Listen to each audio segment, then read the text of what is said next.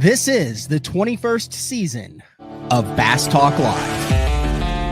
BTL is presented by Bass Cat Boats, Strike King Lures, AFTCO, Pro Guide Batteries, Spro, Gamakatsu, The Bass Tank, Denali Rods, Beatdown Outdoors, and Sunline. BTL coming at you.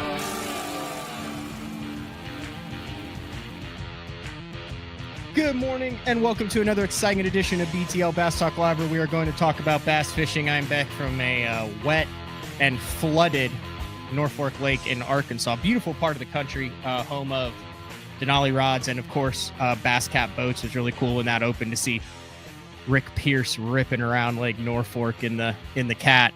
Unfortunately, it was only for one day. We'll get into that. Congrats to Casey Scanlon.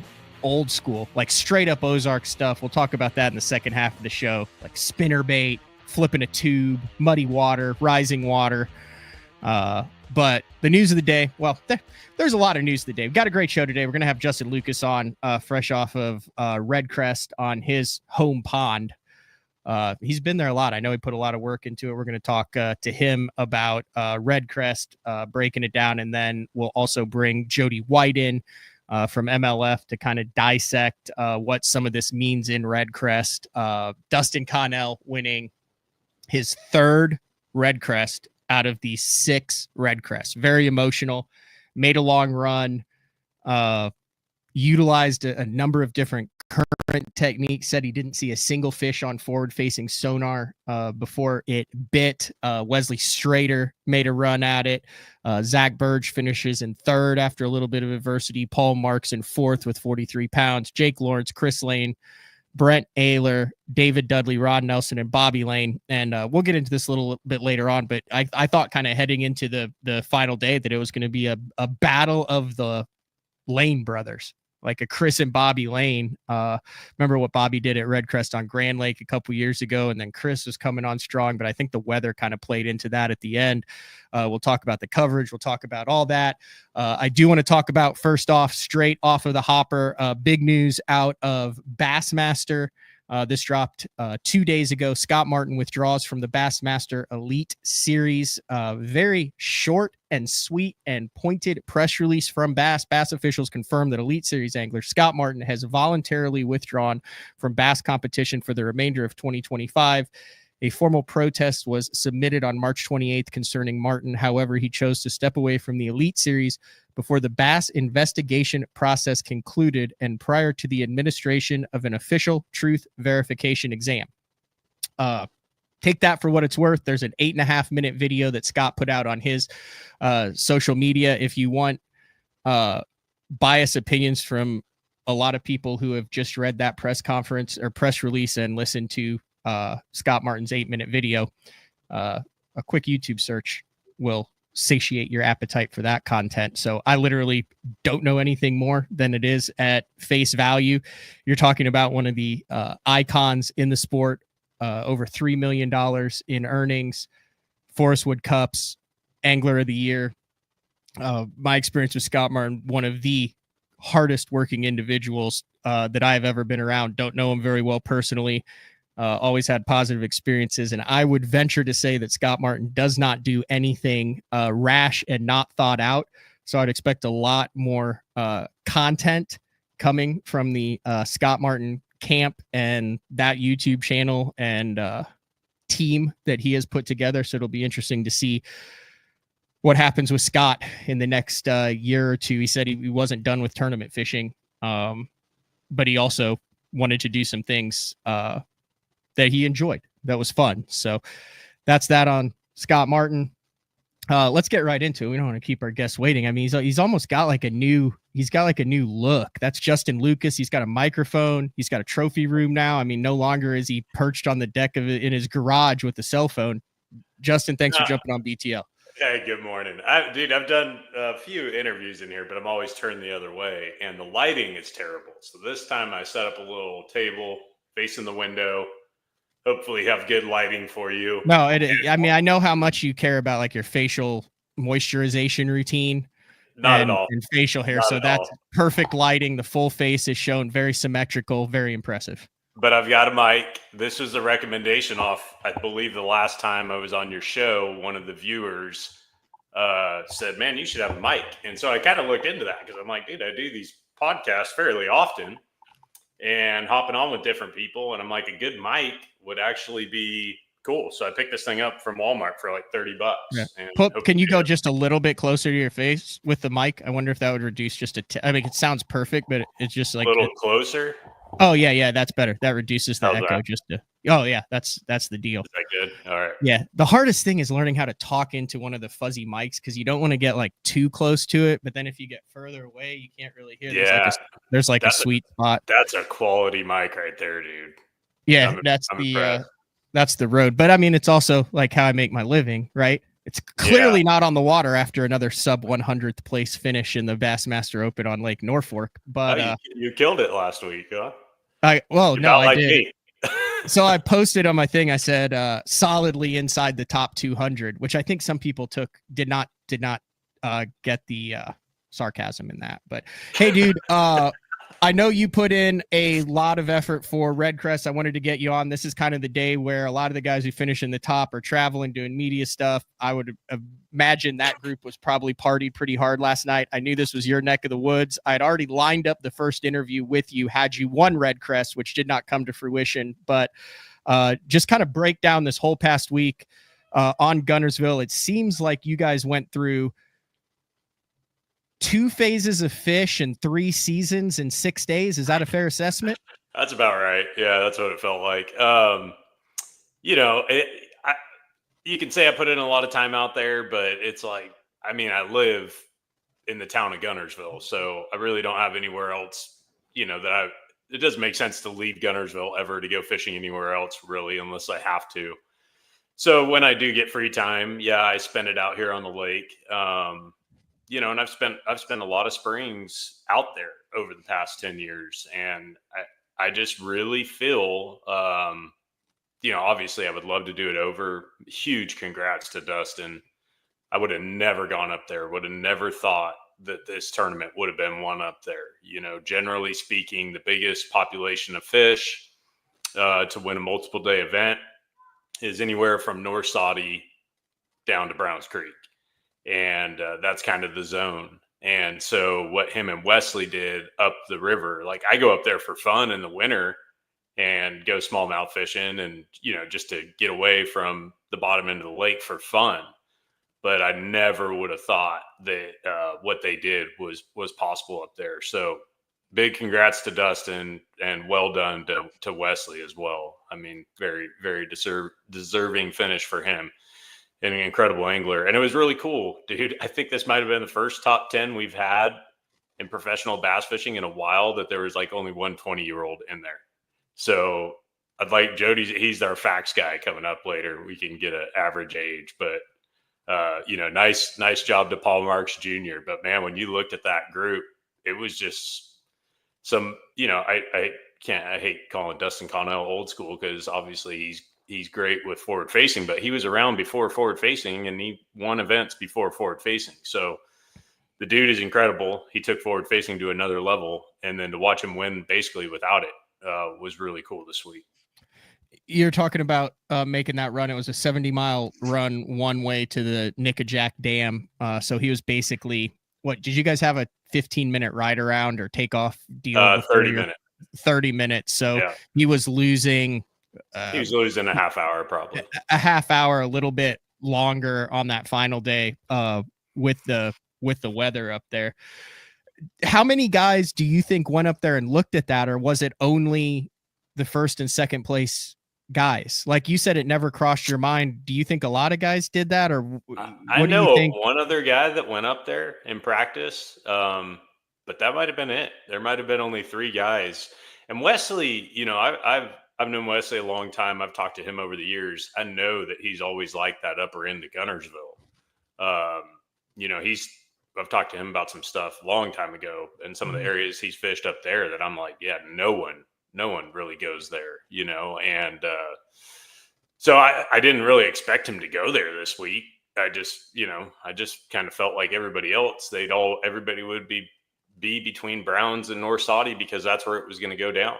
And, that's where I stayed. And I really did, personally, I had a bad practice and I just didn't feel like I even fished well in the tournament.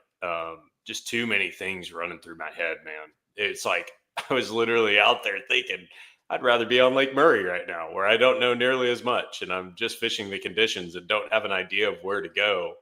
And you just go with what looks right at the time, because I'll give you an example of like something that happened. So the last day of practice, I go into Browns Creek.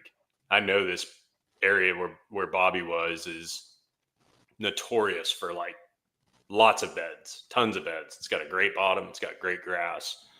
I go in there the last day of practice. It's sunny. It's calm. And this is how fast, like you talked about at the beginning of bringing me on, how fast things were changing. But Bobby, I had gone in there the last day of practice. I saw one fish on a bed and maybe a couple other cruising.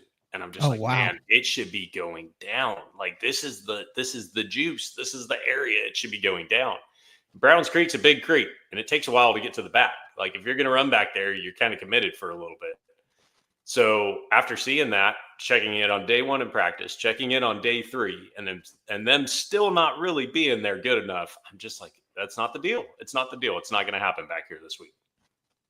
Bobby goes back there the second day of the event, calls me after, and he's like, dude, you wouldn't believe how many fish are in the back of there. I'm like, are you kidding me? And he said, I put the trolling motor down and I go in a straight line for a mile and never go left or right, and caught 60 something pounds that day. I'm just like, it's unbelievable. So they moved in that fast. And I believe they were still there the final day, but the weather really hindered Bobby. I really thought Chris or Bobby was going to win the event like you mentioned.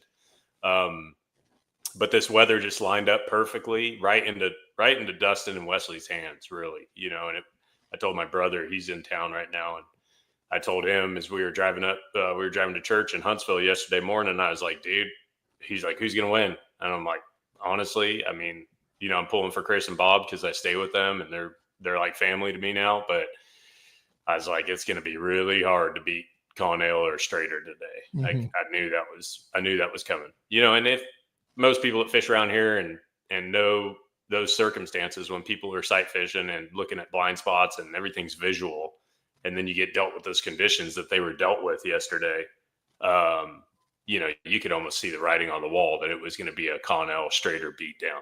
And that's what it became.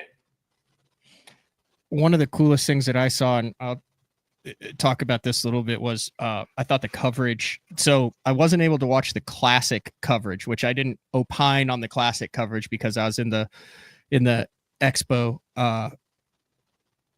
shaking babies and kissing hands. Yeah. And but I was able to check in and watch a lot of that. And going to dinner with me. Don't forget. That steak was phenomenal. We're freaking old when I was like, hey, it's only like 4 of us, and you're like, perfect. And then afterwards it's like awesome. We're in bed by 9. And the highlight of the day is like how the meat was cooked. Oh yeah. But they did a drone. Have you seen the drone segment with Ayler? And I was trying to find a clip of it. So there was a live segment. So, they do the live drone and he's power pulled down. He catches 5 or 6 in a row, just do. And you can tell there's like 30 beds within casting distance around him. And there's 8 off to his left. And, JT's like, he can't see it, but there's, 8 beds off to his left. And he's just sitting there, just absolutely wearing them out. And it looks like tilapia beds in Florida, except there were bass on every single one of them. And they were really bitey too. Yeah. There's no tilapia in Gunnersville. If you see a white spot, it's a bass. Mm-hmm. Guaranteed, and I saw a lot too on Lawrence, on the, what is it? What do they call it? The scout mode. Yeah.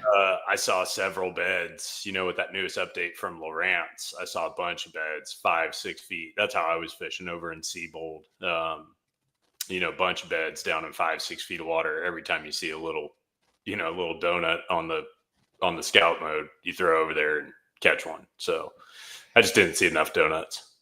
You've been doing this a long time. You fish against the best of the best. I mean, you were there for the David Dudley, the Andy Morgan, the Thrift Streaks on FLW at the time, MLF now. You kind of made that transition to the Elite Series. You got to experience kind of the end of Kevin's domination over there on the Elite Series and stuff. I'll be honest, when the first Redcrest happened, 6 in, having Dustin Connell winning half of them was not on my bingo card. Unbelievable. As an angler, as one of the top anglers in the sport, what does that mean? What is that? I guess, what are your thoughts on Connell going back to back, winning 3 of the 6 Redcrests that have happened? I mean, dude, it's legendary status, if you ask me. I mean, that it is. It's so hard to do. I struggle so much in these championships, and to see him be able to do that, win 3 out of 6 is just unbelievable. I know how hard it is. It's incredibly hard. Like, so many things have to line up, and he wins at home last year. Here I am. I struggled at home. He wins at home. He goes away from home. He goes down to Eufaula. He wins down there. It is pretty crazy. They all happen. I believe they all happen in Alabama. Eufaula, yeah, Lay Lake, all 3 of them. Gunnersville. So Alabama state income tax is loving Connell right now. But so he's done $950,000 just in Redcrest over the last 5 years. Crazy. The dude is an incredible fisherman. Very, very incredible fisherman. And even Wheeler told me one time that he thought Connell was the best there is with forward facing sonar. So it's like, yeah, he won with that, but he's also the best there is at fishing behind a dam too. And he proved that yesterday. Not really needing it. Proved that all week, So, I mean, my hat's off to him. I know how hard it is. It's incredibly, incredibly tough. And, he put it together, continues to put it together. And I know he has he even admitted, he kind of has struggled a little bit this year. The format has taken a few people getting used to, but this one lined up perfectly for him. It was cool to watch him win, doing what he does, because nobody does it better than him behind a dam. Technique wise, I want to get your thoughts on this. I know we talk off air quite a bit. This was one of the first times that I've seen Strader was throwing that. Was it a winged fluke a little bit? Connell, obviously, with the Mooch minnow, that's a couple $1 million in earnings in just 2.5 years with it being out there with the Crush City stuff. But this was one of the first times, obviously, with the 1 period of forward facing, the 2 periods without forward facing, where we saw guys minnowing blind. Yeah. And I thought that was very interesting, because we obviously know that the minnow is a deadly technique when you have it over and when you have it fishing. We'll talk to Jody about. You're cool with Jody, right? Oh yeah, dude. Bring Jody on. Okay, we'll bring Jody in, because Jody is the minnow maestro, some would say. Can you go down just a little bit with your? We got a lot of Rod and a lot of Fan and not a lot of Jody. There we go. Better. Yeah, Jody's got a mic too. Jody, we all got mics. This is like a semi-professional podcast. Do you want to know the average age of the top 10? Yeah, give it to me. 42.2.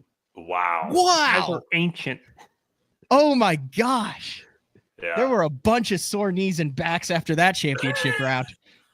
There were so Dudley, Nelson, and Chris Lane were all 49. So, like, if this happened next year, we've got a ton of 50-year-olds in the cut. It's crazy. Yeah. That's what happens when this tournament lined up perfectly. For guy, I think Chris even he might have taken his active target off before the tournament, but it just lined up perfectly for guys to, beat the bank, fish old school, fish the way they want to fish, not even have to worry about forward-facing sonar at all. Obviously, we saw it play, Jake Lawrence, a few other guys, but Paul. But man, you did not have to use it this week. So it was cool to see that. It just old-fashioned Lake Gunnersville fishing, which was sweet. So that's why when I brought Jody in, because I want to get your opinion on this, the blind minnowing. As we got the MPFL with no forward-facing sonar, you guys are fishing 2 periods without it. The invitationals are fishing a day without it.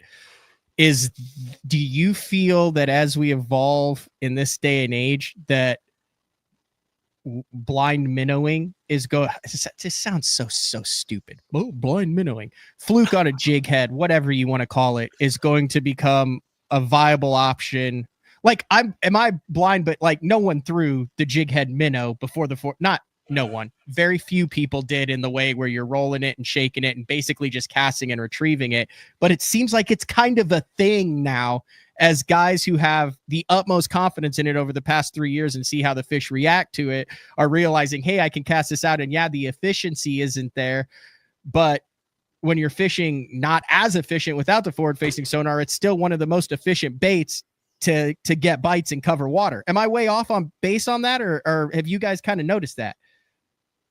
I've seen co-anglers do it out the back of the boat. So I don't think it's an insane thing to do. Like, it's a good bait, and there's times where they bite it better than they bite a swim bait. So it's pretty much just like rolling a little swim bait, except maybe they bite it better some days. You're on the podcast, dog. Hey, is this the golfer or the UFC guy? The PGA golfer or the UFC fighter? The ex-golfer. He still plays. He says he shot a 62 the other day. I don't know. We need to. How many majors did he play? The Masters, or was it US Open or Players? Or I know he was in a couple of majors. He fished in the US Open for the USGA. No, or golfed in the US Open. I mean, that's pretty strong. Yeah, it was. Dude, cool. I followed his career like on the Golf Channel and on the apps, like hardcore. Yeah, dude, he was good. He had some injuries and just some things that he can never just get past that stuff. But he shot some really low scores sometimes, and he was a really good golfer. Still is. But now he's. What are your thoughts on the blind minnow, Justin? Or are we letting the cat out of the bag and you choose not to comment on that? No, I think so. My whole thing is like, all right, if you took a minnow on a jig head before forward-facing sonar, and you would come out here to Lake Guntersville and got on a ledge, and you let that thing hit the bottom, and you just start shaking it back, I think it would have been a dominant technique, like incredible. So, obviously not nearly as efficient when you're blind casting it, because you don't know if you're in front of a fish or not. But like Jody said, I think as a co-angler, the key, and just the key in general is just if you know the water clarity, and you know that your bait is out there above their heads 5 feet, because if they can see 3 feet, they'll come up 6 or 7, 8 feet. If you can see 3 feet, so he says they called it a preacher jig. Yeah. That's what I'm holding up right here, because that's where I'm going with this. Like, I think the future of minnowing is going to be that. Yeah. It's a definitely, dude, I have thrown. So when the preacher jig, when that was hot years ago, obviously even before I started, but I have thrown, like a giant fluke style bait on a jig head on a bait caster, doing the same thing. You didn't even know what you were doing, or you did? Know what I was doing. I mean, I was like, well, what else has no action really that I could, I was burning it. I wasn't shaking it, but burn, let it fall, ding, and they would bite that thing, but they seem to still they seem to still bite the hair jig better. But yeah, it's a technique, dude. It is a technique that with or without forward facing sonar is here to stay, and it's going to play no matter what. Unfortunately, Justin, you were able to experience the Redcrest Expo for a number of days. That's the truth, wow. Jody. Don't laugh at that. It's just a fact. I just feel like you're just like driving a knife in. I'm not driving the knife. I had high expectations for Justin, and it's tournament fishing. You do what you think is the best at the time. Sometimes it works out. Sometimes it hasn't. Look at behind his right shoulder there. Like, I'd say it's worked out a number of times for him. I can take a couple shots. It's all good. I can handle it. You also did the Bassmaster Classic Expo. Now I know that this is not going to be a completely objective, non-biased opinion. But sure. I would just like biased opinion. Your take, the best you can, at the differences, the strengths, how you thought MLF did with the Redcrest Expo, with the fans coming out, with that whole experience versus the Classic Expo. Is it even fair to compare those two, or are they two completely different animals? I don't think it's fair to compare them. The Classic Okay. Expo is incredible, and this year maybe wasn't the best year for the Expo that I've ever seen, but I'd still give it like a solid 7 to 8 out of 10, for the Classic Expo. The Classic Expo it's a great show. It really is. I think Redcrest, they're gonna have to figure something out.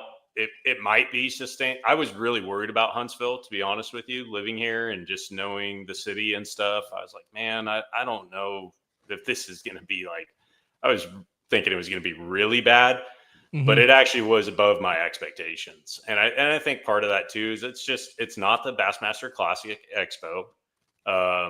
So having it at a smaller venue, like the Von Braun Center, they had it all tight area and stuff, so it actually felt like it was pretty slow a couple times, but there was some good traffic going through. And I asked my sponsors, hey, has it been good, has it been bad? And they're like, it's actually been better than our expectations. So I think they did a good job for Huntsville, to be honest with you, and maybe actually wouldn't be surprised if we end up coming back because of it. So we'll see. But yeah, the Redcrest Expo it's never going to be what the Classic is. And I don't know what the answer is to that, but maybe you do, Matt, maybe you do, Jody, maybe somebody out there does.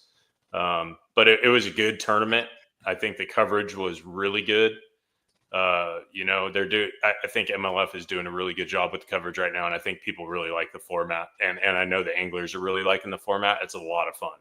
It's really refreshing to turn the scope off and know that everybody else is in the same boat, and to get those bites that you don't expect again, to be able to, do that again is really fun in a tournament setting. Take off your, I think that's why it was so emotional for Connell too, to be honest with you. Like, he didn't know. It's not like he's out there on Lay Lake going, dude, I'm going back there tomorrow and I know how many fish I saw in these areas. I know, he didn't know. And that has to be why it was more emotional for him. And when you don't know what's behind your bait, and you don't know all the things, that you see on forward facing sonar, that is that's the mystery part of fishing that we talk about. So right or wrong, indifferent, whatever. I do think that was why Connell was more emotional about it. And it was really cool to see that. If you watch those last few minutes and watched him and how humble he was about it, and you didn't get a little bit of goosebumps, or you didn't feel happy for this dude, like, it was everything that's good in bass fishing to me. Like, it was really cool, really fun to watch. It sounds like you think that one period with, you can select which one it is, but you only get one out of the three with it. So 33% with, 66% without. It's still part of the game. The vibe that I'm getting from you is that's the perfect recipe. I don't know that I'm not going to say perfect. I think it was a great compromise with the situation that they're dealt with. And is it perfect? Could it be better? Maybe. I don't know. I don't want to say, but I do think it's a really good compromise. And I get on there and read a lot of comments, and it seems like people are really enjoying it, so, and I think, that's part of the reason maybe the average age is coming up in some top tens too. This event was scheduled right, but I bet if you look back at, obviously Drew Gill has dominated this year, but you look back at all our top tens, and there might be, and we're getting out of that season too. Like, the first two tournaments were pretty dominated by it for us, or Murray and Conroe. So let's see what happens the rest of the year. We have Saginaw Bay and Potomac River, and we got some things coming up where, you could not turn it on and do really well. Jody, what's your guys' opinion? I want to get Jody's take on this. So Jody, for those who don't know, Jody has won a Bassmaster Open, looking at every fish he caught on forward facing, but you're also for the most part, but you're also a historian of the sport. You've been doing this long before you'd ever heard of the acronym FFS. Did you turn it off? Like, if you turned it on and you were like, and also you work for MLF, full disclosure there, just like when I asked Justin about the expos. which I thought he gave a very fair answer. Were you like, Connell's fishing blind? I'm not watching this. Or what are your kind of thoughts on how it went down from not only a fan, but a media? I mean, you're involved in all of this stuff. I honestly, so I went into this year with like a decent amount of skepticism because for folks that know me, like I really like live scope, right? I got a lot of graphs on the boat and I'm not having any fewer soon. But between the BPT and the invitationals this year, and like, obviously I'm on site at all the invitationals. I've watched a lot of the BPT events. I kind of feel like we might see more like split format tournaments going forward. Like it seems to be really good. And we've seen some kids catch big bags. We've seen it make it a little bit more even, I think. Like I really think it's pretty solid. And I like seeing, especially on the BPT, like on the invitationals, day by day, it's a little more like scope forward and then sort of cross your fingers on day 2 for some guys. On the BPT, it seems like, if you're a lot of times you'll have like a really good scope period. Like you'll have a great plan for that.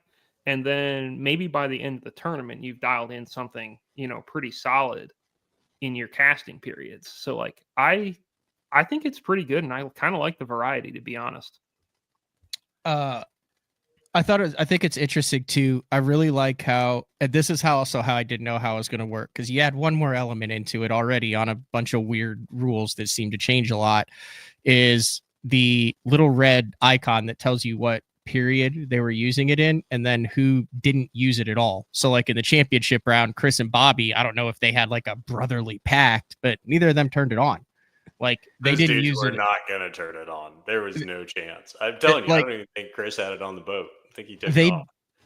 Yeah, it's wild. They did not use it at all. The majority of guys, it's seeming through this deal like they use it in the first period. Going into this tournament, Justin, knowing that you could catch him a number of different ways, like what is the strategy like for you when you're deciding which period you're going to use it in? Well, I'll say this too. There's a lot of guys that just turn it on to turn it on, like just in case. But just because it's green doesn't really mean they're using it, right? Like, right.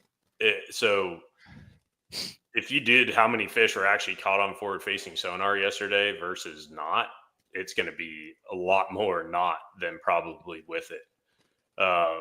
So, me personally, I've been using it more the first period this year. Lake Murray, I hardly caught any with it at all and finished 13th, in that event. I did a lot of cranking, just a lot of shallow fishing.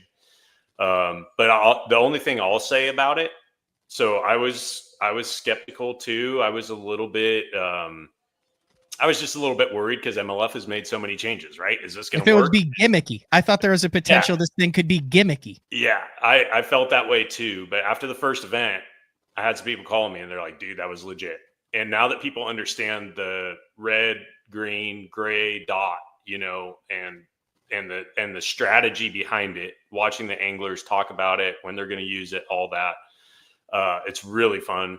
It's enjoyable. But I'll say the only part that I don't like is it really makes it tough in practice. We only get 2 days of practice on the BPT. Mm-hmm. And you're almost practicing for 2 totally different things, right? Because it's like almost every lake has some type of forward-facing deal going on. Can you find that and figure that out? But when you find that and figure it out, you can't turn your scope off and catch them. So you have to have other stuff to go do. And if you don't have other stuff to go do, you're screwed. Like you're going to survive, maybe and get a check. Or if you're Drew Gill, he hangs into the top 10. But we watch his catch numbers go way down. And Drew, in my opinion, he is the best right now with it. Like, I know Wheeler said Connell is the best with it, but man, Drew is unbelievable with it.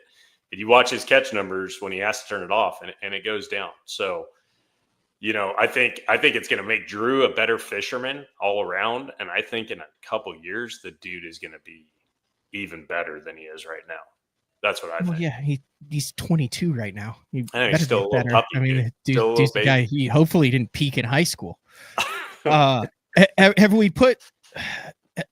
We still have the 5 fish on the invitationals.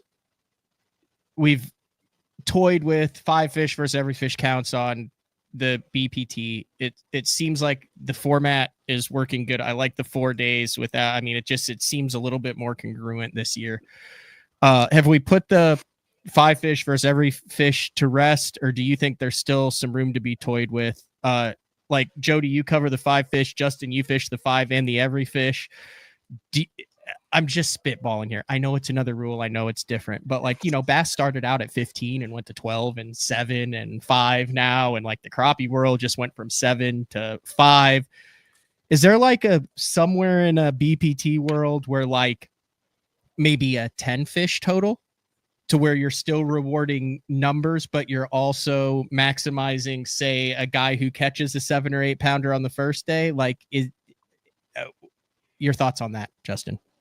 Oh man. I just right now I feel like MLF doesn't need to make many more changes at all. The only change I'd like to see is if the tackle warehouses continue with the format they're going, like maybe do the third day half and half if they could get enough boat officials out there for the final day of that. If they could do 20 and really truly make that every event a half and half event, I think would be cool. But yeah, like Clay saying MLF shouldn't mess with it. I don't think so. I think we stay in our lane. MLF it draws a different fan base. Than traditional 5 fish. The people I meet at the expo, they're just, a lot of them I don't even think fish tournaments. They just love watching fishing. They love watching people catch fish. And my biggest thing with MLF over all the years was the 1 pound minimum, like just getting away from that. And now we have that variable minimum weight, and it'll go from 1.8 to 2 basically. But the 1 pound minimum I was not a fan of at all. And 2 pound or 1.8, depending on the venue, I'm a much bigger fan of that. So that was some of those were crazy. Like I remember thinking back to like some of those early, like the Table Rock BPT ones where I think it was like A-Mart and Cliff Pace in them, and they got on a school, and it was literally like, oh wow, he just caught 92 fish today for 97. Like it was like, you look back on that, like at the time it was novel. At the time there were a lot of other issues going on too with MLF, but like you mentioned that now and you think back on that and you're like, dude, that variable weight really changed a lot of stuff for MLF. People don't understand how, like, when people say MLF is still little fish league, I'm just like, dude, you don't understand. Like, if they set the minimum at 2 pounds, like here at Gunnersville, how many 4, 5, and 6? And by the way, Jeff Sprague had a 9 pounder. Like, you can't just target, generally speaking, you can't just target 2 to 3 pounders. Like, that's really hard to do.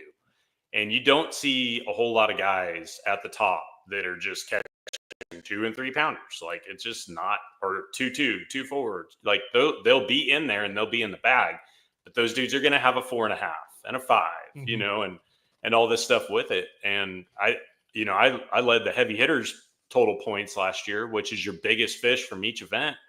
I think we had 7 events, and I want to say it was like 42, 44 pounds, somewhere in there. So like average of a 6 pound fish per event. Maybe it was a little less than that, high 5, something like that. So we still catch tanks. The difference in strategy between the two is with MLF, you can't take the gamble and run 20 miles for 1 bite. You have to maximize your fishing time, keep your trolling motor down, and catch as many, over that minimum as possible. And it just forces you to fish harder in areas and figure out how to catch them different ways in areas. So that's the difference. It's obviously worked for you. If you look at your Angler of the Year standings, you talk about how you catch the big fish. I mean, you've been top 15 on the BPT, or top 20 on the BPT for the last 5 years. You're 15th now, a 5th, an 8th, an 18th, a 7th, and a 15th. So yeah, I'll take anyway. it. I know you got your family there. That had to be cool. Like, you're at your house, you've got your family there, you're fishing on Gunnersville. I'm assuming your boy's old enough to understand little bit about what's going on. Like, oh yeah, that's dad fishing. Like dad has people that like want to meet him. Yeah, after the first day, they haven't been to a takeoff in a while, so Lurch is up there, and boat number 37 from Gunnersville, Alabama, Justin Lucas, doing Lurch things. And I get back out to the house, and my 3-year-old and 7-year-old are just like, Justin Lucas, I'm like. And then I asked my 3-year-old, I'm like, what's my name? Like, what's my name? And he's like, he looks at me after he says my name, and he looks at me and he's like, Daddy? And I'm like, Aw. no, dude, what's my actual name? And he's like, Dad? I'm like, no, dude, you were just saying it. Like, that's fantastic. So it's fun, dude. It was a good time being here. I hope we get to come back. I feel like I learned a lot fishing at home for this one. And, I'd love to do it over. Hopefully we'll come back to Huntsville, Alabama, Gunnersville, and give it another shot one of these days. Yeah, no, that was great. I saw after it was over, you had a couple people around the boat. You were cracking the athletics. Oh yeah, got to crack the non-alcoholic. It's people, there's a few people out there, I don't know if they know, but it is a non-alcoholic beer. So you can technically, I guess, I don't know if you can drive and drink one, but there's no alcohol in them. So then of course then you can. I guess don't you see can. why I don't you know. Yeah, I don't know why you couldn't. It's basically like, kombucha or something else. But those hangovers, I'm almost 39, Matt. Those hangovers are a little bit rougher. So I've switched to the non-alcoholics and focused on some health and trying to keep up with my boys and, be a good dad, be a good husband over here. The open container law is a law that prohibits drivers from having an open alcoholic He's beverage. looking it up. This means that if you're driving with an open can or bottle of beer,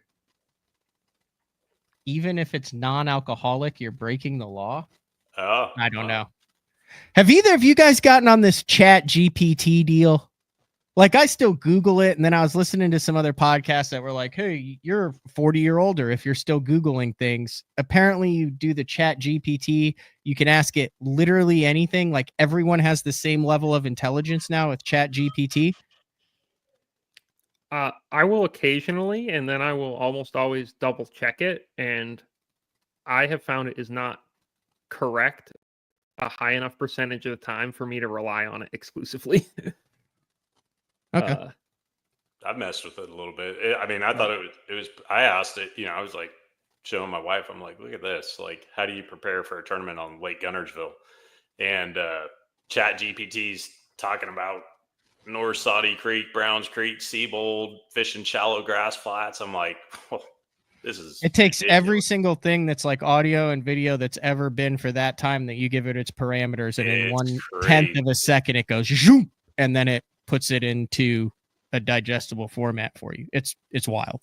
It is wild. I haven't downloaded it yet. I've just messed with a couple. Like, I got some buddies that are doing it for like they're using it in interesting ways. Jody, how old are you now, dude? 34. Okay, you're still you got young. plenty of time. Yeah, you can Pretty still ancient. drink the alcoholic beer. Yeah, he'll switch to NAs here pretty soon. Dude, but- I will tell you what, if you ever go fishing with Jody White, never go like fish for fish, drink for drink. Not that we did, but I've never been with anyone in the boat who catches more fish. Like the FPH in the boat, the fish per hour with Jody White is off. Have you ever fished with them, Justin? No, didn't you guys fish at Champlain? Isn't No, that we where couldn't you're- fish at Champlain. I was Oh, fishing at we're- Champlain, so we went. I can't even tell where we went. We went to 4 different states and 4 different bodies of water, and then he blindfolded me, and then he was like, "We're here," and we got to one of them, and they wouldn't let us in because 6 months ago he like was on a body of water that had 1 zebra mussel in it, but the other 3 were fantastic. Yeah, I heard about that. I remember you telling me about that. And Oh, obviously, dude, Jody it was would- nuts, and now he's already back at it, and it's April 7th. Like, you're catching them up there right now, aren't you, Jody? Big time. The fishing is great right now. A lot of the water's in the 30s, but the fishing is great. I know you got your family there, Justin. I'm going to let you go. I greatly appreciate you getting up early, especially after a busy weekend, both on the all water good. All and good. meeting with the fans. Usually time to decompress, but I definitely wanted to get you on after it to kind of break down Redcrest and all this stuff. So I appreciate it, man. Anything Yeah, else you man. want to get in here? Anything else you want to plug? Sponsors? No, Everything no. run great. Motor was great. Didn't break any off. Hooks were sharp. Rods were perfect action. Everybody knows I love what I use, so they don't see me switching around. You guys know what I ran use. that Phoenix all over Gunnersville. I mean, hey, it's the best boat out there. You know. All right, thanks, Justin. I'll see you guys later. Take care. Have a good day. All right, see ya. All right, there it is. Justin Lucas. All right, we got to pay some bills. And when we come back, we're going to dive into some more stuff. We'll get analytic, get some opinions with Jody White. Justin's like he's like the model professional angler. Would you not agree, Jody? He has absolutely perfected it. He catches them awesome. He always is like perfectly clean. He says all of the right things. He's there when he's supposed to be there. Like, big fan. Yeah. And he's been like that since he was wearing that tucked in National Guard jersey as a co-angler. Yeah. It's wild. Hair has changed a little bit though. He wears a hat a lot now. Yeah. Used to be, he was, I remember when he was weighing us in for college, I don't think he wore a hat. He had like, you know, like the nice kind of slicked back kind of look or whatever. Like he still had a lot of California. Yeah. Let me see if we can get how far back. Let's see what MLF has done here. Oh my gosh, 19 years ago. Let's see if we can find an old school Justin Lucas photo from back in the day. There's gotta be some, right? Oh my God. There's Chris Zaldane from Clear Lake 16 years ago. Okay, here it is. Look at this. I mean, this is from 2007, right? And still dialed in. You know, the nice undershirt, the mock tee, everything's good. Shirt tucked in. I like those old jerseys with like a little more definition. Mm-hmm. I don't say we need to bring him back, but was he a co-angler then, or was he a boater? He was the co-angler back then. This was September 1st, 2007. Justin Lucas of Folsom, California, caught a hefty 3-day total of 34.8 to win the co-angler division on the Columbia River. That's pretty awesome. This is interesting. In a tournament where there are very few storybook endings, when today's co-angler competition had finally concluded on the Columbia River, few could argue that it didn't seem like a scripted, made-for-TV moment. Competing as a member of the National Guard fishing team, Justin Lucas blew away his main rival to secure the second major tournament title of his young career and walk away with $25,000 first place. I think he was, if I remember, was he dragging a Carolina rig in this event? Yeah. You remember co-angler tactics from I was dragging a creature bait on a Carolina rig and just staying with it all day long. He said, you have to have 100% confidence in the technique if you're going to fish that way. There were 172 co-anglers in this. When we could pull fields out west. Yeah.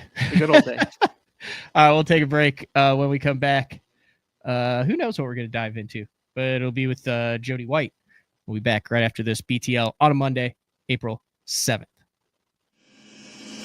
Pro Bass Adventures is reinventing Mexico bass fishing. With boats equipped with 12-inch Garmin units and LiveScope Plus, free loaner fishing rods, and no-cost airport transportation, Pro Bass Adventures is proudly putting you in the best position for success. Pro Bass Adventures has lodges on Lake Baccarat and Lake El Salto, Mexico's two best trophy largemouth bass lakes. Visit probassadventures.com or email probassadventures@gmail.com. The official Mexico fishing lodge of Bass Talk Live. The new Puma STS has been redesigned from the ground up. With the angler, design, function, and performance in mind, nothing on this new offering was compromised, and the only thing carried over from the previous version is the name. Based on the Soft Touch series hull that started with the flagship Jaguar, this new model is nimble and performs incredibly well at all speeds with either a 250 or 300 horsepower engine. Featuring a new 96-inch wide-body footprint, this hull measures out at 20 foot 7 inches in length. Industry-leading design coupled with tournament-winning performance. The Puma STS from Basscat. Feel the rush.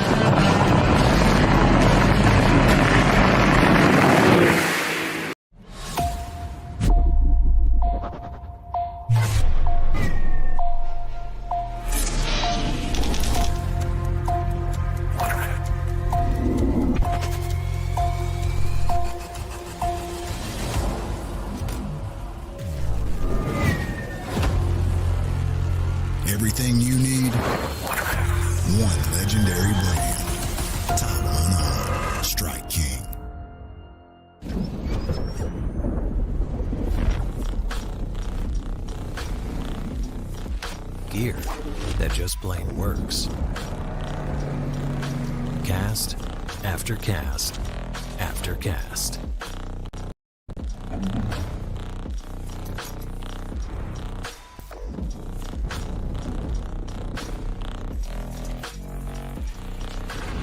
AFCO. Any fish, any water.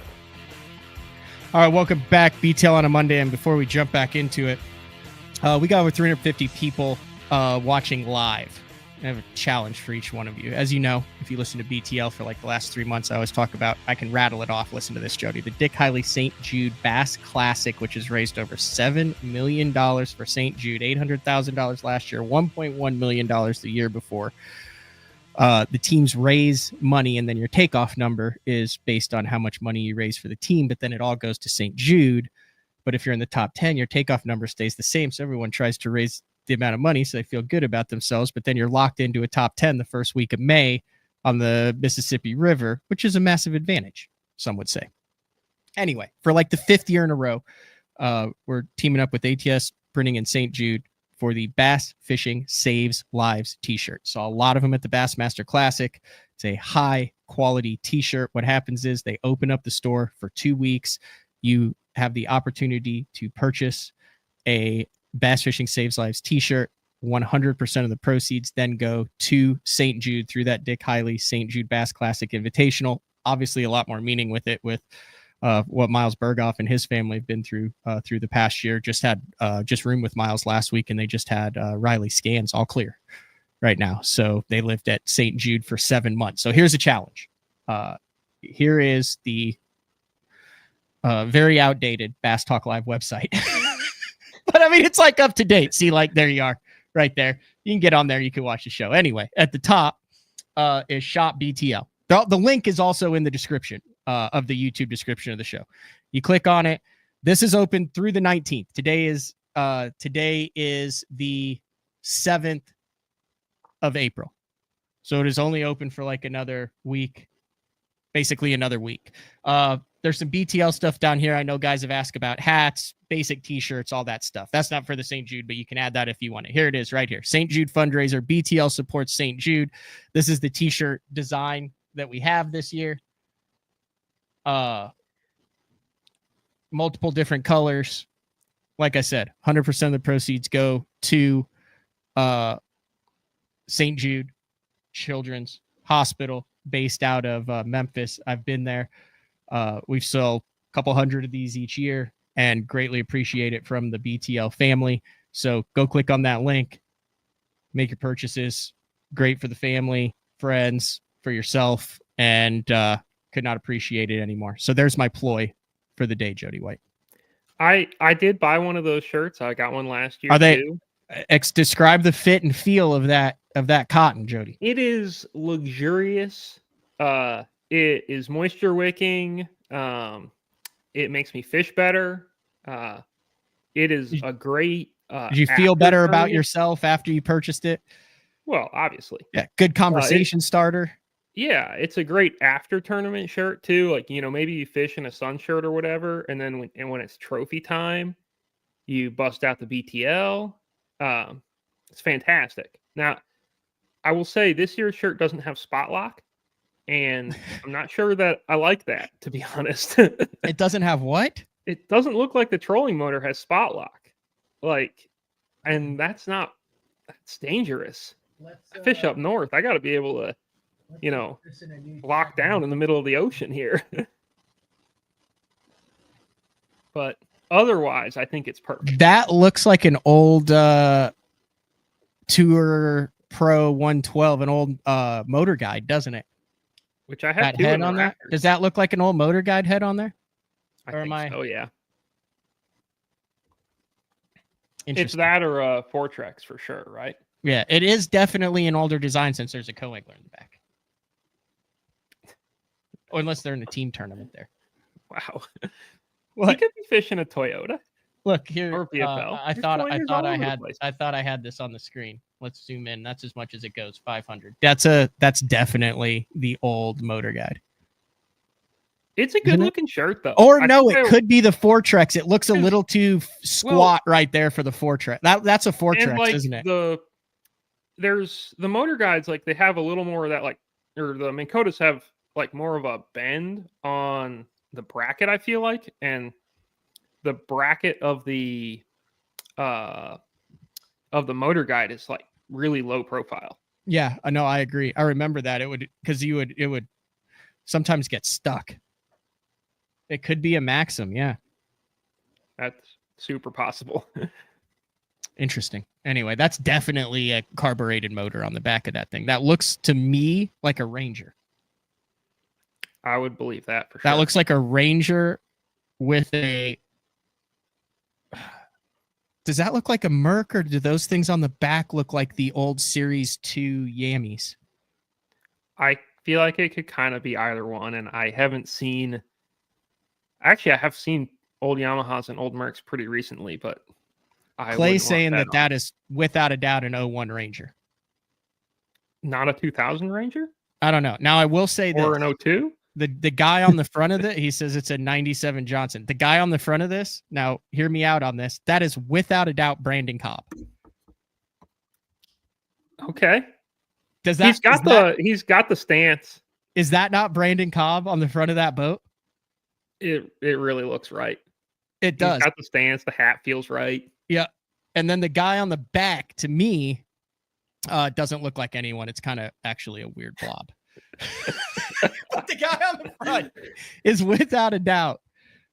Yeah, they're saying that's an early 2000s Yamaha 150 in that. I'm surprised you don't know the guy on the back, because you knew Justin Lucas's Carolina rig bait from 2007. So I figured you'd be dialed in on co-anglers. So here's a weird thing. Let me get out of this here. We're zoomed in 500.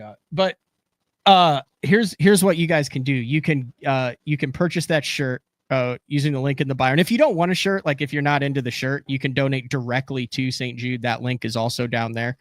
We always have some people that donate every year to St. Jude. There's people that donate to St. Jude and purchase the shirt. But where was I going with this? How did I start this out, Jody? I don't really know, to be honest. You might have been talking about co-anglers, but how did I know what it was? So here's the thing. So any like research that I've done for any show, I'm not a very rememberful, is that a word, person? My memory's not great as a whole, but there's like weird little glitches in it. So like I remember like 8-10 years ago doing a show with Justin Lucas, basically like when he flipped from FLW to the Elite Series, and we went over like his co-angler career. Okay. And I remember those details from that like 10 years ago. Reasonable. And Devin is very close to getting blocked. Read that comment out loud. Oh no. Read that out loud. Devin, that's just mean. Matt knows co-angler baits from 20. Yeah, you read it out loud, Jody, because there's a lot of iTunes listeners that this one just hurts me, cuts me deep. Matt knows co-angler baits from 20 years ago, but doesn't know where the fish are on Norfolk. That's just mean, man. Yeah. It is what it is. Dude, I had like the best practice that I have had in years on Norfolk. Like I legitimately thought that they were going to stay. I thought it was going to be the deal. Like Biggins too. And they didn't stay.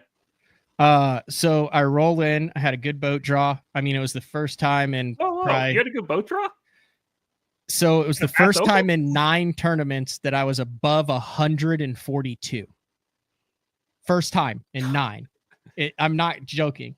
And I had some things dialed in. Like I was on a good bite. I thought I had a group of fish that weren't going to go anywhere.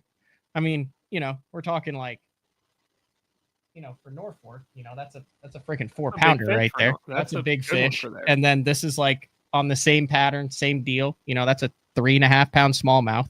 Ooh. And then like I was around like the right stuff, right? So I was also catching like hybrids, big hybrids, but not like a lot of them. Like they were around there. And then I was also, when the hybrids weren't going, I could also catch some stripes.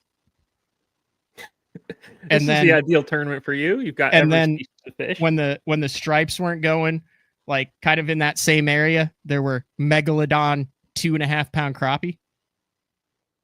This is all like in general. Like I thought it was going to go down. And then when the crappie weren't biting, you had a 11-inch bluegill that would occasionally eat your things.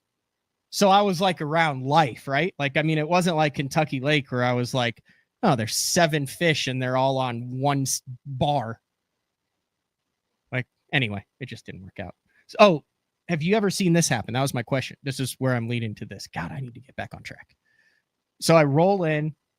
Fish are a little scattered, but they're busted. And I catch 3 in the first 5 minutes, just cast into busting fish. Then, bam, lightning hits like 100 yards away. Like, closest it's ever hit to me on the water. I said, this is not worth my life. Packed everything up immediately, hunkered down 70 miles an hour across the lake to the marina, sat under there for 30 minutes. When I went back, gonzo. Wow. This is in the tournament? Yes. Man. That's wild. Have you ever seen that where lightning affects the schooling fish like that?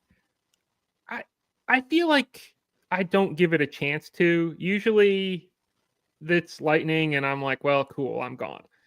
And I'll come back the next day or something. Well, this was the tournament, so I waited till I know you had to come back. But it was only a half an hour, Jody. And I had seen probably 50 or 60. They were schooling multiple places on bait. When that lightning hit, they gone. I saw like 2 more in that cove that I had seen like 50 or 60 in. Man, I mean, I've heard about that. Like, you're not the first person to have that happen, I don't think. But I also don't really know why, because I would feel like the fish would be, pretty insulated from it. I mean, they're already wet. I think that, if lightning strikes, like, unless they happen to be 6 inches away from the strike, they're probably not going to die or something like that. Although, I mean, we do electrofish for fish. So, maybe I'm underestimating the impact lightning could have on fish, but I think it's a thing that we could study a little bit more, but it might be a little sketch to study. Yeah. I don't even know how you would study that. Like, how would you study the impact that direct lightning strikes to water or thunderous booms have on fish? I mean, I guess we get some storm chasers out there with live scope and tell them to watch. Yeah, I guess. All right. The guy who fished in the tournament is no longer with us. Let's get down to the nitty gritty. Your thoughts on Redcrest, Jody White? I thought it was a really good tournament, to be honest. Like, just from a fishing perspective, it was pretty fun. I really liked watching, like, they used the entire lake, right? Mm-hmm. They caught a lot of fish on beds. I loved seeing Ron Nelson catch them because Ron always will say something crazy, and I like watching him fish a lot. I thought the running up the river thing was pretty wild.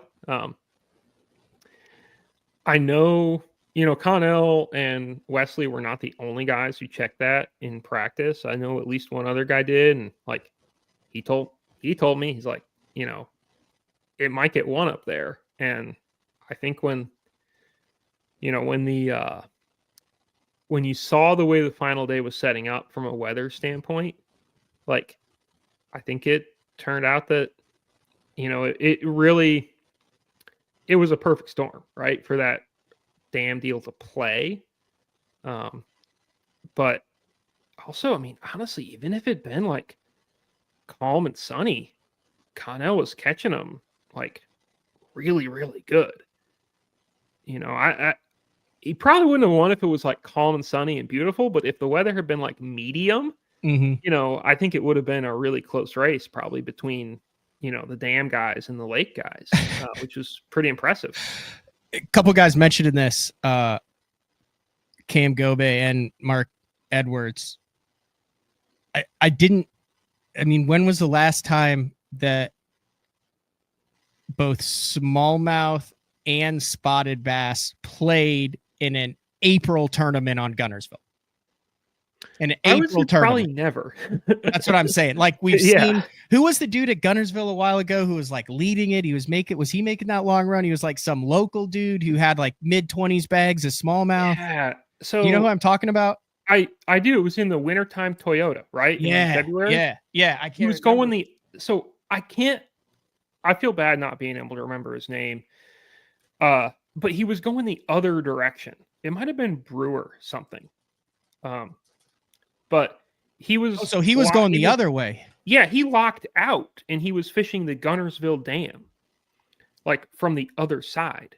Brewer. Yeah, you called it right here. Good call. So you did. And but he caught really big bags, and I don't know that he weighed in spotted bass. He might have, but definitely weighed in smallmouth and largemouth.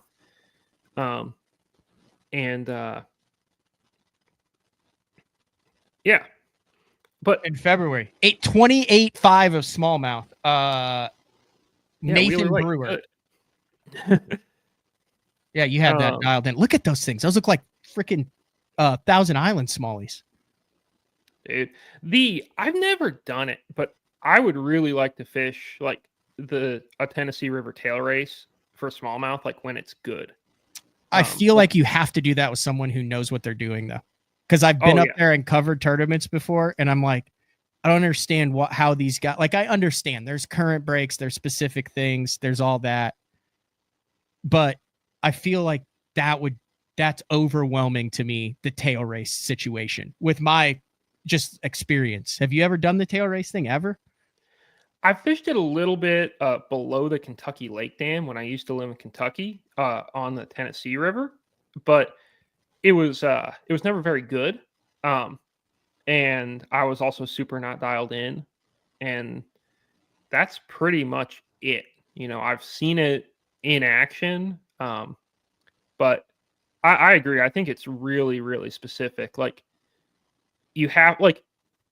I would say it's one of those things where probably a pretty small percentage of any pro field or any regional field is like actually equipped to really, really do well in those tournaments. Like a lot of times you'll see a bunch of people run up to the tail races, and by the end of the tournament, there's 3 guys who caught them up there and a whole bunch of other guys who maybe didn't get checks, even though they thought that was the place to be. And like Wesley, he's obviously fished like that a bunch. Connell's awesome at that. When Brent Crow won the Toyota Series championship on Pickwick, he was doing that, and like he crushed them on the last day. It seems like a thing that, you know, it's not because you've got so much boat positioning and like so many like really unique little flows and things, it seems like it's pretty hard to do. Like, and I think fishing on St. Lawrence is like not super easy when the current is rolling and the wind is going. And I think it's, you know, kind of like that, but also like, you know, an upgraded level of difficulty. Yeah. That's a good point there. I just said it right here. Making the run to the Gunnersville Dam and beyond. Brewer was fishing Gunnersville tail race on Wheeler Lake. Yeah. So those actually weren't like fish swimming or other swimming around in Gunnersville. Now, the time before they were captured, once they locked down, before they were captured, they were not swimming around in Gunnersville. Those are actually Wheeler. Yeah. And that tournament, I think we had like 350 boats, and we let guys lock out, and it's pretty much the only time we've let guys lock out of Gunnersville. And I don't think that we'll do that again. And I think it's a disaster. I think that if I remember correctly, our host maybe wasn't thrilled that it almost got one not in the lake they wanted it to be on. They just paid however many thousands of dollars for people to go to leave. To go to 100 miles away. Yeah, but I also think that Gunnersville is a big enough lake where you don't need to mess with locking most times. It can swallow up a field. I agree. Dustin Connell. Let's talk about Dustin for a while. First ballot Hall of Famer when he turns 50. Does this lock it up? I kind of think it has to, honestly. Like, obviously, we're at a point where Redcrest is a big deal, but it's not probably as big a deal as we want it to be, right? Like, 5 or 10 years from now or 20 years from now, it might be even more epic than it is that he's won 3 of these. And who knows, he may win all of them or, every couple of years, right? But nobody ever won the Forrest Wood Cup twice. Guys don't just win 3 classics. Wait, say that again? No one won the Forrest Wood Cup twice. No. Wow, which is crazy. That. It's somebody for as long as, Scott Martin fished, Jacob Wheeler fished, and Thrift fished, for as long as Larry Nixon fished, guys should have won it. Somebody should have won it twice. David Dudley should have won it twice. Nobody won it twice. Yeah, it was also harder. That was back in the Forrest Wood Cup days, the winner did not get an automatic invitation to the next year, did they? Like, they had to go back through and qualify with 175 guys. Probably true, but it might have. There was a 10-year period there where a lot of times the defending Forrest Wood Cup champion wasn't in the field, from what I remember in covering it. So that makes it tougher. And then also it made it tougher because you were taking 50 out of 150 to 170 guys. So it was harder to qualify for that event. And then also it was 24, 25 years that they had the cup as opposed to 50 years for the classic. So it was half as long with almost twice as many anglers. So I think although you had a lot of the same cast of characters that seemed to qualify year after year after year, it was also harder. There were less guys that had opportunities to win their second. But there were 10 guys that I agree I agree, but I also think based on, Hank Cherry won 2 classics, just like that, what we're seeing Connell do, the fact that Wheeler, won a cup so early, and then I think he made probably 3 or 4 top 10s in the cup after that and didn't win one. I feel like the opportunities were there. So it's just kind of a weird little historical fact. And probably if we'd had the cup for another 10 years, we would have had back-to-back winners left and right, but we didn't. But I really think that when you stack it all up, what Connell's done in Redcrest alone, and then if you look at the BPT stuff, it's really, really incredible. And I don't know that there's too many guys who can close like he can in a tournament right now. When he makes the top 10, he's pretty lights out a lot of the time. Yeah. Does it count? So let's say Wheeler wins a Redcrest. Would you consider him a 2-time winner or a 1-time winner? I would have to say 1 time. I would say 1. Because it was a different format. It was a totally different ball game back in the day when he won. When he won the cup in 2012 and won $500,000. Yeah, I would say 1. Now I think he would join a pretty elite group of guys who have won a cup and a Redcrest, which is maybe nobody. No, Thrift. At least one person. This fun fact was Jacob Wheeler's. I need to check Bassmaster. Hold on, let me check this. Go. What are we checking? I know. This I think was Jacob Wheeler's worst tournament ever in a championship event. Yep. So his classic appearances in 15, 18, and 19 were 14th, 7th, and 2nd. His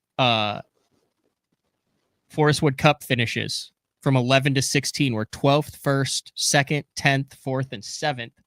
And his Redcrest finish, this is just nuts. His Redcrest finishes from 19 through 24 were 19th, 3rd, 4th, and 6th. And what did he finish in this one? He didn't make the cut, I know. I know, it's wild. So he finished 26th. 26. So it's his worst finish ever in 14 championship events.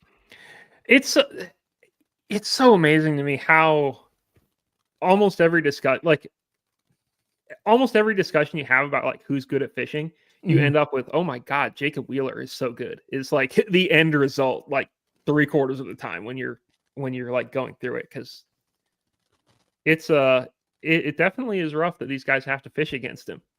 It is. You mentioned the age a little bit with Justin Lucas. I thought that was a very interesting stat. It was a little bit of a throwback.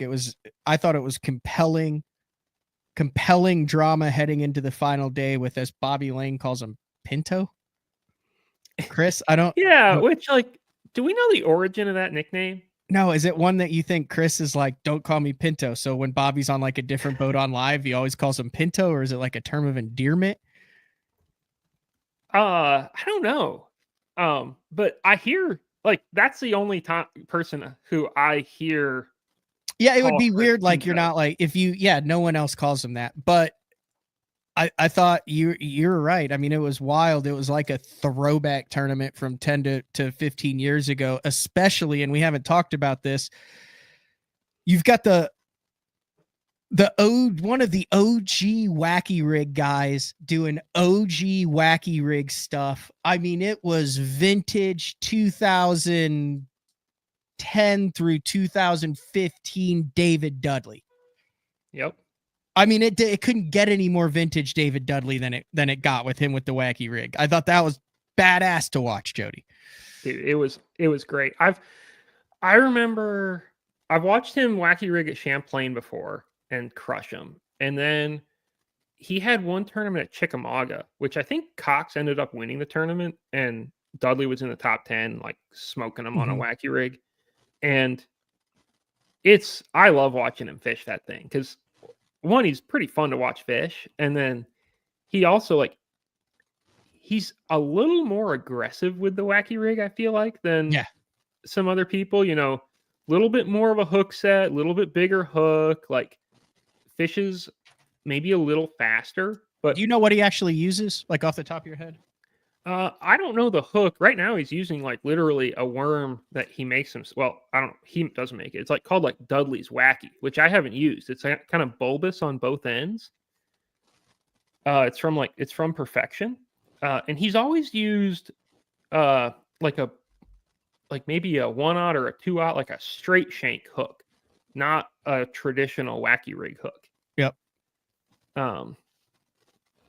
But the Dudley's Wacky thing, it's like 5.5 or so, and it's kind of got, I don't know, it's interesting. And apparently works pretty good. Although he used to use like a Bass Pro Shops, I think, Sticko a lot, which obviously not a lot of people would say that's the ultimate wacky rig. So maybe he's it's not more grace. Like, this is not a slight on him. He's one of the best that's ever done it on earth. He's not graceful. No, he's also, I think, injured. Like, he has like an ACL or something like that. He was saying on live, like, he's currently hurt. So I feel like he should have been running around maybe a little bit less than he was. There's not a brace or anything, and he's in flippers. Maybe he was lying about it, but I don't know why you would make it up. Maybe it's but not as hurt as bad as he like, says. Watch Cody Meyer or Brent Ayler with a spinning rod, and then watch David Dudley, and I would put all of them in the same category with a spinning rod. You don't want any part of them when there's any of that bite going on. And right. Dudley is by far the most aggressive with it. Like bull in a china shop with the spinning rod. Always has been, always will be. Like, he's the guy who remember on Chickamauga when he caught the biggest fish of his life and it got tangled up in the dock 4 different times? Mm-hmm. Yep. Yeah, and he always somehow manages to pull it out. Like, when you think it should totally not get in the boat, he lands them. But yeah, Dudley's a blast. Like, it's good. I like watching him whenever, and when he's catching fish and feeling it, he is a real treat. Mm-hmm. Anything else that stood out to you? Other than just like the kind of bites that guys got on, you know, the fact that we got to see so much spawning action, like, that was fun. I thought I'm not surprised by it, but I just think it was interesting, like, how some guys figured out some things they could do with a minnow, right? Like there were some, there were Jake Lawrence, Paul Marks. They caught minnow fish in the top 10. Actually, I don't know if Paul did. He might have caught Nico fish, but Walker was catching a lot of fish on a minnow. Like there was a scope bite, but it was obviously pretty difficult to find and like pretty difficult to execute on. So I thought that was, like kind of an interesting subset. It obviously, like you could tell even halfway through the tournament, I feel like that you weren't going to win it off, one period, like had sometimes been sort of the case before. But yeah, it was cool. Yeah. I was just looking to see. I don't think there's a last day looked out. Super wet. I'm very glad I was not on the water for that one. Yeah, it didn't look fun. What's next on the invitationals schedule for you? So before we get to the invitationals, we have a Toyota at Kentucky, which starts tomorrow. Yep. This is I wish we would give the Redcrest a little more padding, to be honest. But yeah. So we got a Toyota that starts tomorrow in Kentucky, then College Fishing National Championship that starts the day after on Wheeler. Both of those should be, I would say, really interesting events because there's a lot of water in the Tennessee River right now. Wheeler, that last day of that, which will be Friday, will be live for the last day of the College Natty. And then next week, the invitationals are at Smith, which should be really fun. Oh, that should be fire. Smith Lake, second week of April. Like post-spawn. It should be fantastic, I would think. Yeah. And John Cox is in it too. So nice. Somebody's going to catch fish on a wacky rig. So fantastic. It should be an awesome tournament, to be honest. Yeah. What are you fishing this year? I don't know. It looks like they aren't going to have the ABAs in the Northeast this year. They couldn't. Last year, they had a tournament director for them, and he was like traveling up from somewhere down south. And then he had a heart attack after the first one, and they wouldn't. No. Yeah, which I think he's okay, but they don't want him flying. And so he's not coming up. He didn't come up for the rest of them. The guy who had retired started running the tournaments, and then he like definitely actually for real retired this year. And they had like two other people who they were going to get, and they didn't. Anyway, the division, like right now, they're not taking money for them. So you can't even enter the tournaments. I think they're not happening. Selfishly, I hope they happen. That said, if they don't happen, a lot of people, I guess, who would have fished them will sign up for the BFLs, which is great for me because I want to stay employed. Unfortunately, I can't fish a BFL. Yeah. So I'm probably going to fish that Bass Nation thing on Erie, that like regional deal, because I feel like, one, it actually fits my schedule, and two, I think I could probably do well out there or, not embarrass myself. And you'll be the favorite. I doubt that. I don't doubt that. I mean, probably like Scott Dobson and stuff like that will be in that thing. Like it'll probably be just a murderer's row of, St. Clair, Erie guys. But I'll try to do good. And then otherwise, like I'm fishing, team stuff and just random stuff around the house. And we'll just cobble together a season. I like it. Anything else you want to get in here? I do want to make a note, aside from link in bio for the St. Jude Bass Fishing Saves Life t-shirt. Tonight, special edition Bass Talk Live. One of the anglers that is fishing that Toyota series on Kentucky Lake is 2026 Bassmaster Classic qualifier, Casey Scanlon. And he is going to join BTL after he gets off the water for his very productive day of practice on Kentucky Lake. So I don't want to gloss over Casey Scanlon's win, which was a clinic, a textbook clinic in power fishing. Casey crushes them in the Ozarks. Like, yes, you got to watch out for that guy there. It is his wheelhouse. Oh yeah, I forgot to mention about that. You smoked him with Big JP, didn't you? Yeah, we had a good derby. Well, he had a blast. Every time you land one, does he go, "Oh yeah, oh yeah"? Sometimes if we're not like right around people, but if we're like within distance, we try to be chill. I could just picture him going, buddy, that's the right type of fish right there. We got 3 more of that. That's a guaranteed dub. Oh yeah. That's pretty good. That's pretty good, isn't it? Good. He's a lot of fun to fish with. Jody, I got to tell you, that's a hell of a smallmouth. That is one hell of a smallmouth. Like I didn't expect it to be that big. I'm a scale of 1 to 10. Give me a big JP impersonation. I'd say it's like a 7. What am I missing? Besides maybe some expletives. I think some expletives, and then you just got to be taller. Yeah. Like the height is a real factor. The fact that every time JP says something, he's like a foot above me. I'm like, yeah, JP. It's kind of a little bit hulking, like this, like yeah. Now we're talking. Oh yeah, that's an effing giant. Oh my gosh, Jody. Right, oh, it looked like a 3-pounder. That's 4.5 at least. Yeah. Hell yeah. He did super underestimate our kicker. We caught like a 4 right out of the gate, and then probably 10 minutes later, I caught a 6-pound largemouth, and neither of us knew it was 6 pounds. Like we netted it. He threw it in the box. I was like, I think that was a good fish. That's probably like 4.5. And then later on, we get around to culling. We've got 5 in the box. We're culling them out, and JP's weighing them all, and he's like, oh my God, that's a 6-pounder. Like we were way off on that one. So that was where our day went from like, yeah, it's going pretty good to like, oh my God, we got a 6-pounder. We're crushing the game here. We got to catch some more. If you guys remember, I had Big JP on the show.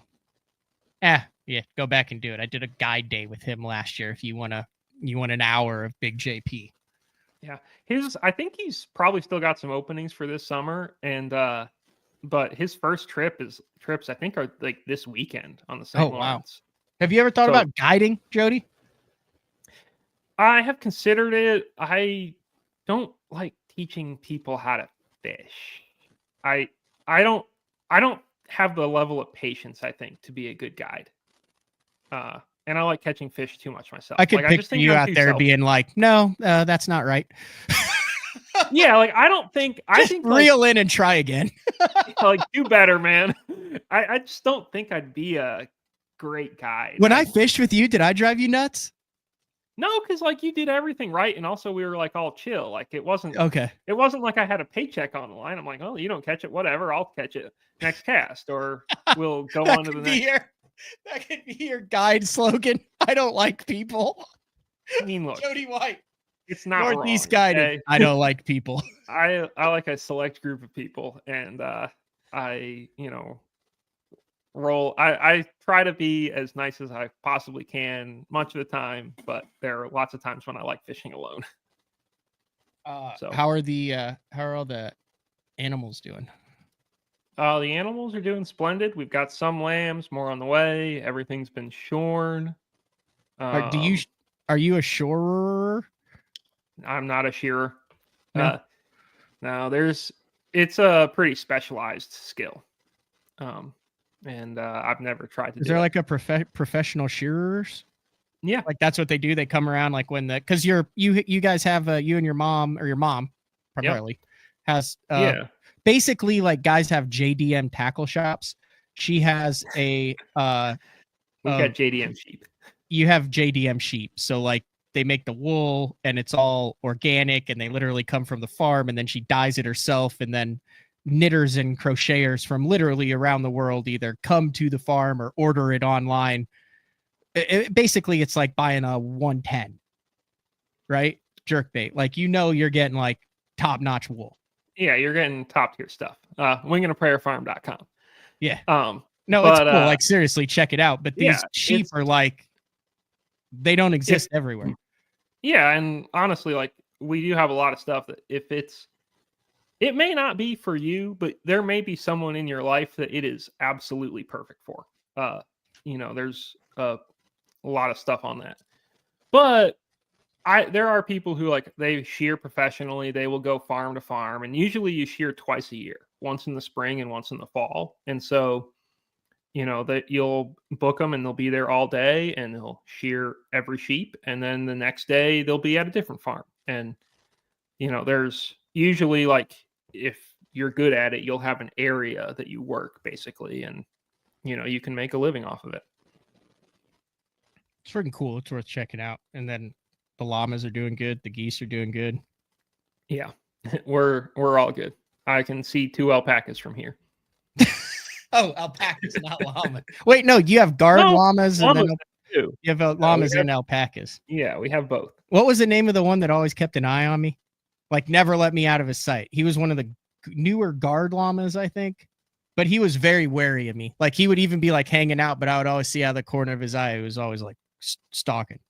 I think it might have been Sky. Yeah. I think was like kind of the llamas are generally speaking very wary of people. Like it's kind of their job to guard, and they won't do anything to people. In theory, they would to like a coyote or something like that, but they will like really be they really keep an eye on you. They're not just chilling while you're out there. They're working, they're watching. I think you should do an experience where you guide for 2 days and then the significant other helps around the farm, gets to hang out with the animals, stays in the VRBO there. It's exclusive. You only do like 5 of them a year. I think that would be the best. Cause like I want to take Court there because like she loves baby sheep and goats and animals and stuff. So I was like, that would be perfect. She could help with that stuff in the VRBO. It's like the experience. Then we pay for it. Then I get a couple days of smallmouth fishing with you. She gets to help out on like an idyllic farm. And then we both go home fulfilled and happy. Put it on the Bass Fishing Hall of Fame auction next year, and you can bid on it. Ooh. And let me tell you. You think your mom would be in on that? In. What's that? You think your mom would be cool with that? I think we could figure it out. We'd have to get her on board with it. We're pretty entrepreneurial. We'll make it happen. That's another great slogan. If you don't catch them, I will. I mean, JW's Guide Service. If you don't catch them, I will. Yeah, instantly failed guide service. Jody White's Guide Service. Watch and be amazed.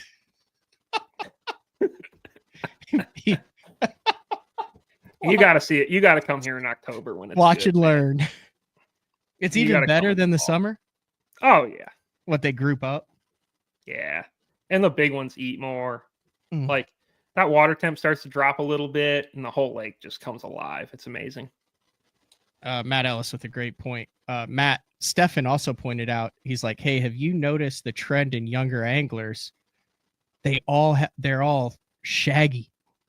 Like there's no, like they're all, it's like who can have the most biggest hair? And apparently that could be my problem because Court cuts my hair about every week and a half. Drew Gill is very clean cut. He catches lots of fish. That's true. Hair. That's true. Matt Becker, clean cut, just won Angler of the Year a couple years ago. Yep. So I think the hair is a nice look if you can pull it off, but I don't think it's really what catches the fish. All right. Anything else you want to get in here? No, man, I'm great.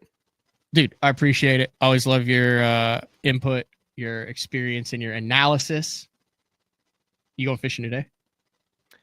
No, I'm going to write about the Kentucky Lake and Wheeler and probably some other stuff. And I think I might fish Friday. I'm definitely going to fish Saturday in a tournament on Candlewood. Phenomenal. Take it easy. See you, Jody. Thanks, man. All right, Jody White. Got a little bit off track there. Take a quick break. When we come back, like I said, I'm going to wrap things up. We'll talk a little bit more about Casey Scanlon. We'll talk a little bit more about some industry stuff that happened, and then we'll get ready for tonight's show. It's BTL on a Monday. We'll be back right after this. Your early morning mentality is your every hour mentality. All gas, no brakes. Focus, purpose, power. Destined for the water, but confident everywhere else. A calming buzz before the storm, the truth of nature itself. You can't catch lightning in a bottle. There's a limit out there, but it's not with your gear. Unrelenting power delivery. Unparalleled weight savings. keeping you on the water whether you run a 9-9 or outscoping your best 5. In this rare air, there's power in the silence. It's a mindset, thinking only of the things that matter and freeing your mind from the things that you trust. Hey guys, Brian Schmidt here with Spro. I'm going to talk to you about the confidence I have in the equipment I use. You know, I have a charter boat business back home in Maryland. We fish for saltwater fish, and I also fish the Bassmasters Elite Series. So I keep my lights on by fishing. I have to have a lot of confidence in the equipment I use. Spro has me covered from head to toe, saltwater, freshwater, everything in between. A lot of high-end quality product. Spro has you covered. Beatdown is efficient. Rock solid. 100% American made. This thing is super tough. I mean, this thing is not going anywhere. I've ran the Beatdown double stack from Florida all the way up to New York. And the one thing that I know is when I get to my fishing destination, I never have to worry about issues with my graph mount. Your options are endless with these mounts, but they're steady, they're solid. These are the most reliable mounts on the market, and you can't go wrong with the Beatdown.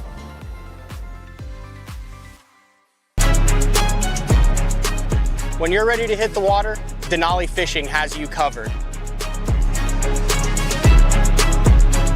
Regardless of your skill level, from beginner all the way up to tournament pro, Denali has rods, reels, and tungsten to get the job done.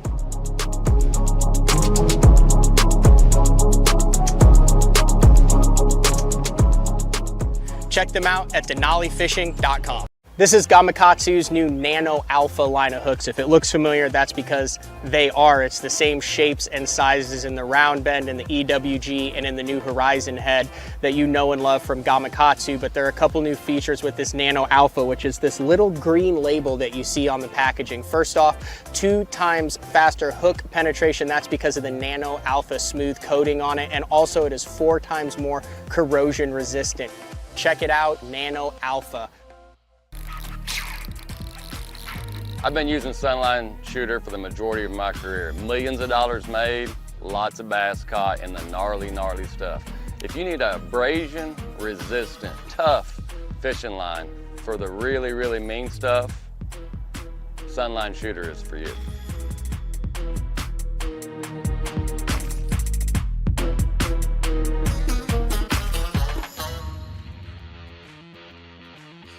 All right, welcome back. BTL on a Monday. We're just going to wrap some things up. There's still a lot of stuff to talk about. I want to mention really quick beforehand. We'll probably lose a couple people here, but so before I went to the Open, and we did a live show with Matt Steffen and Miles and Blake Schroeder, but we didn't really go into it. I mentioned before that on last Saturday, I fished my first crappie tournament, and I fished it with Jared Miller, who's a former Elite Series pro. Fished the Classic on Lake Hartwell a couple years ago through the Bass Nation. And Zeke, Anderson, guys at Power Breaks were like, hey, you need to jump in on this. It's the biggest big crappie tournament in the country called Crappie Fest on Lake Fork one day. It's kind of like a Lollapalooza or something, I think, like a festival for crappie. And you sign up, it's $100, practice all you want. There's really no off limits, nothing like that. And you go out and it's like the big bass bash except for crappie. And then you bring in your biggest crappie and you weigh it. And the winner gets $5,000. And if it's over 3 pounds, they tack another 10 grand on for 15 grand. So there's 460 entries in this. So sometimes you saw guys out there, there'd be 2-3 people in a boat. Saw one, pontoon boat with 4 people in it. You use minnows, you do whatever you want. You fish from the bank, kayak. So I fished it with Miller, and it is the first time in 5 years that I've kicked off a tournament morning. It was lines in at 7, right? So we were on the water at 6:30. We got this big giant area, and we're scoping them with the long rods, the whole setup, which sooner rather than later, we may be doing some stuff on. Well, we will be doing some stuff on BTL. If you change the first letter B to one letter later in the alphabet, everything BTL will stay the same. There'll just be some additional content. That way, if you just want to watch BTL, you watch BTL. I digress. So we're out at 7 a.m. and I'm shaking. I'm nervous.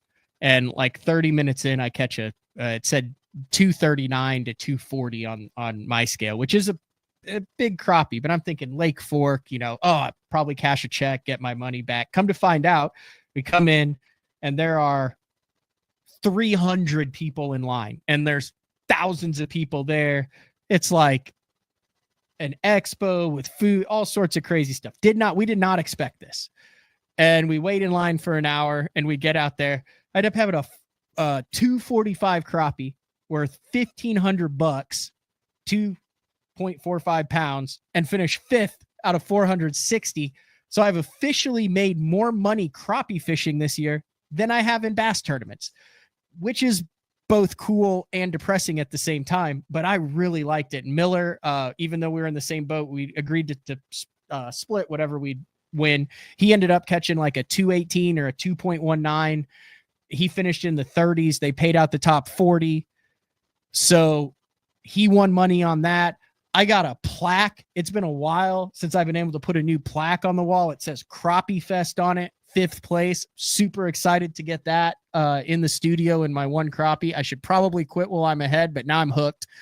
And now I want to fish 5 fish crappie limits. So I'm like Benjamin buttoning the Kevin Rogers story, who goes from one of the best crappie anglers, transitions and is fishing the NPFL and all the bass tournaments and stuff. Now I'm going from the bass stuff, and I can't wait to get into the crappie stuff. So a big thanks. Everyone was very welcoming. There was a booth there that had a t-shirt that had a bass on it. Like, it's just an independent with like a red X through it, and it said F, except it actually spelled it out, blank, blank, blank, bass fishing on the top. We fish for crappie or something along that line, which I thought was fairly aggressive, but also humorous. What exactly did it say? Let me pull it up. I did sneak a picture out of it. Like I was like, here it is right here. It says F, blank, blank, blank, bass fishing, with a picture of a bass with an X through it. I'm all about crappie fishing. And it's like a construction chartreuse t-shirt. That was interesting. But I have a story on my Instagram. Oh, I'll play the audio right here. Listen, you can see the audio a little bit. Like you go up on stage even. Oh, I can't let that music show or else it'll. Here. He does. It ain't too bad at all. Come on, get up there. 245, 2.45. I taught him everything he knows. Hold that up, Matt. 245. He's up there, ladies and gentlemen. Which is also sad because I've now held up 1 crappie on stage this year and 0 bass. But cool experience. So big shout out to all those guys. Also, the Open, which we'll talk about with Casey Scanlon tonight. And I'm not going to actually schedule that show until I get a hold of Casey. I don't want him to have to get off the water. He's got 1 day of practice. I know he's got a bunch. He's like, yeah, I want to get it in. This is like a vintage old school win. And there were a lot of checks that were cash straight scope and minnow on bait on that day 1. But this is a master's class in rising muddy water with current up rivers on grassless Ozark fisheries during a transitional spring period. And that's all I'll say. He caught him on a 1/2 ounce Trophy Bass Company spinnerbait around Boulders. He caught him on a 4-inch Bass Pro Shops flipping tube with an unpegged 5/16 ounce weight. And according to the article, he also believes that Captain Dave's Hog Jam fish attractant helped him. We'll have to ask him about Captain Dave's Hog Jam. So, all right, that's all we got for this morning. That was a heck of a show. Justin Lucas, Jody White, support St. Jude, spend $30, buy a couple for your family, for your kids, whatever. Great t-shirts. That store is open through the 19th.